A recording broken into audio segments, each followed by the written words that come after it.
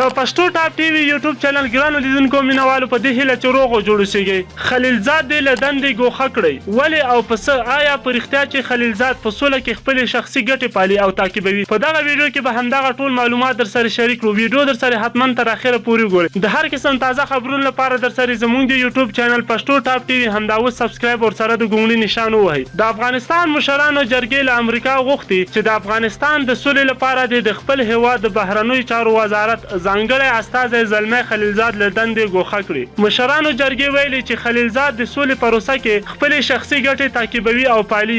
د مشرانو جرګې دویم مرستیال محمد آصف صدیقي تېره ورځ یکشنبه ویلي امریکا دې د زلمي خلیلزاد پر ځای بل کس د سولې پروسې لپاره معرفي کړي. د هغه په وینا د سولې پروسې بري لپاره زلمی خلیلزاد هڅو هیڅ راز ګټه نه درلوده او اوس خپلې شخصي ګټې پالي. ښاغلی صدیقي ټینګار کړی دی چې د افغانستان خلک حق لري چې پوه شي ولې خلیلزاد افغانستان کې د موقت حکومت جوړېدو په لټه کې دی، په داسې حال کې چې افغانان د موقت حکومت پلویان نه دي. د مشرانو جرګې بل غړي صفي الله هاشمي ویلي خلیلزاد تیرو دورو کې زیاتې تېروتنې کړې دي چې اوس یې هڅو ته هیڅ راز هیلهمندي نشته ده. تاسو په نظر چې خلیلزاد ته په رښتیا د سولې خبرو څخه خپلې شخصي ګټې مهمې دي؟ نظرونه مو راته لاندې کمنټ کې ولیکئ. ویډیو در سره حتما لایک او شیر کړئ. تر بلې ویډیو مو په لور سپارم.